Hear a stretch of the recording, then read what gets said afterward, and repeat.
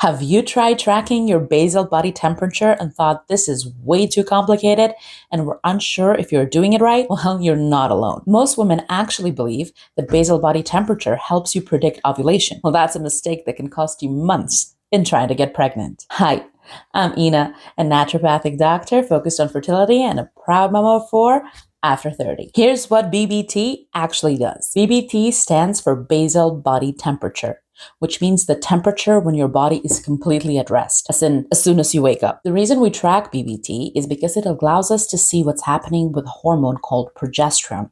And progesterone is the most important hormone in the second part of your cycle. Progesterone is made after ovulation, and a sign that we can see is a slight increase in that basal body temperature. Basically, following progesterone helps us answer a very important question. Did you actually ovulate? Just to recap, BBT does not predict ovulation. It does not tell you when to have intercourse, and it definitely doesn't tell you anything about your egg quality. It just confirms ovulation after the fact. This is very important because if progesterone didn't rise properly, or it rose but fell too quickly, it will mean that pregnancy is next to impossible, and it doesn't matter how good your timing was. The second phase of your cycle, also known as the luteal phase, is the day after your ovulation to the day before your next period. In this part of your cycle, your basal body temperature is supposed to stay elevated, because this is the time of the month when the egg has the chance to finally implant. If your luteal phase is too short, that will mean that the egg will not have the opportunity to implant, or that the uterine lining is going to be fragile and fray, so that it will not allow the egg to catch on, and then that will lead to your next period. That means that even if you did everything perfectly and timed intercourse and that egg was actually fertilized, it will not be able to implant, and instead of a pregnancy, you will get your next period. So in short, tracking your basal body temperature helps us to see if ovulation actually happened, how long that second part of your cycle is, and if progesterone stayed high enough throughout that phase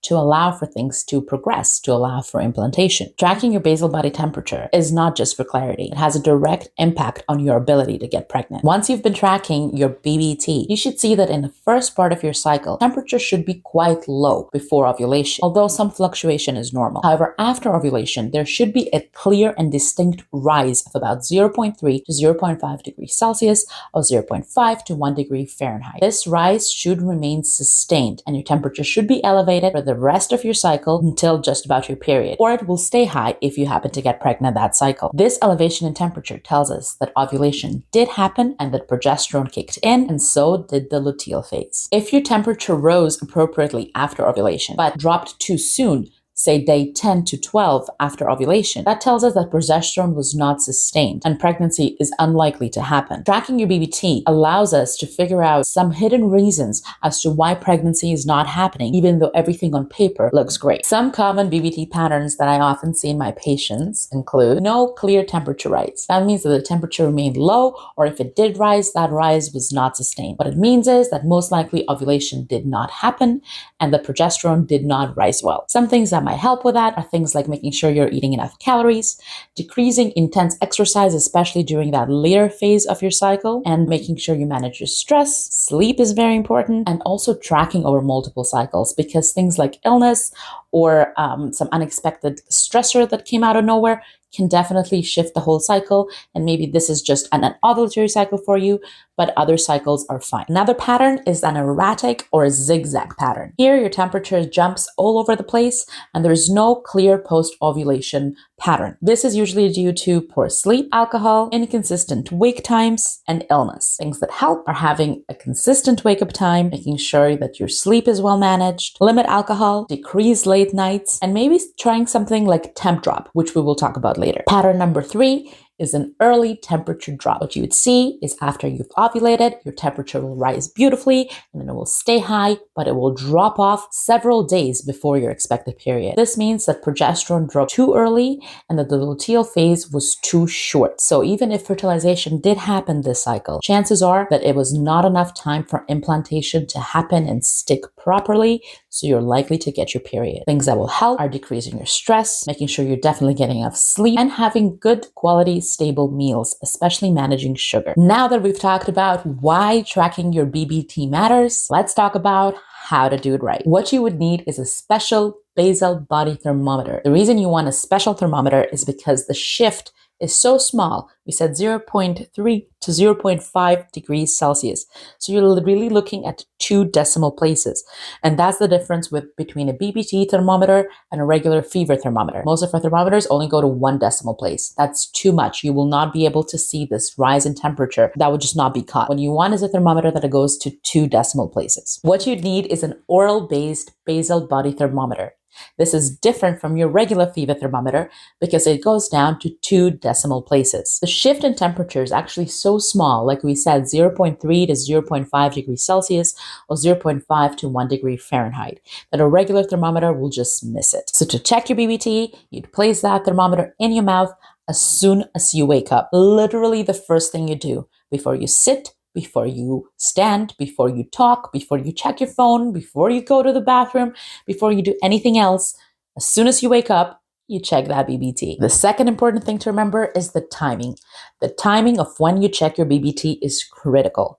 It should be on the same time every single day. Yes, even on weekends. If you happen to want to sleep in, you would need to set up your alarm and wake up at the regular time when you change your temperature, say throughout the rest of the week. You wake up, check your temperature, then go back to sleep. Having the temperature taken at the same time every day is what makes the data reliable. I really like this method because it's inexpensive. BBT thermometers are easily available online or in local pharmacies. This method is actually quite simple to do, especially once you understand what it is that you're trying to do. No apps are required, and it is extremely accurate, especially when done right. For me, this is, for most women, probably the best place to start. Another good option is a wearable BBT device, something like Temp Drop. What you would do is you would wear the band over your arm, sleep in it, it will record your temperature throughout the night, and then in the morning, you look in the app and it calculates your BBT for you, so all you have to do is then record it in your chart. This method is easier because you don't have to wake up at the same time. Wearing the Temp Drop allows it to track your temperature throughout the night, so it actually does give you your true resting temperature. This is especially helpful for women that have disrupted sleep. So for example, shift work, being postpartum with a baby, suffering from insomnia. And for any of us who've ever battled with secondary infertility and you have a little kid that keeps on waking up and disturbing your sleep and makes your sleep impossible, something like this is very helpful. Other options that are available are things like the Oura Ring, the Apple Watch temperature trackers, vaginal thermometers, and other smart fertility trackers. And although these guys can work and they do provide a lot of very useful information, like for example about your sleep or your heart rate, they are a lot more expensive. They rely heavily on apps, which are usually paid for on top of the cost of the device. They add complexity without actually improving your outcomes. So you're not actually getting a better basal body temperature reading out of them than you would with just, say, a thermometer or a Temp Drop. And some of them measure temperature variations instead of giving you your actual accurate basal body temperature. So when it comes to fertility, sometimes simplicity is better than complexity. When tracking your basal body temperature, you would need either an oral BBT or a device like Temp Drop and a place to record your findings. My personal preference is a fertility tracking chart that allows you to include a lot of information, and if you don't have access to one, I have created one and it is linked in the description below. Please choose either Celsius or Fahrenheit, and happy tracking. Basal body temperature tracking actually works best when combined with tracking cervical mucus as well as your LH. BBT tracking is not for you to obsess over numbers. It's a tool that allows you to figure out if ovulation happened and if progesterone was maintained long enough and high enough to allow implantation to happen and for the pregnancy to stay. So stop guessing and wondering what your body is doing and start working with it. Subscribe for more fertility clarity.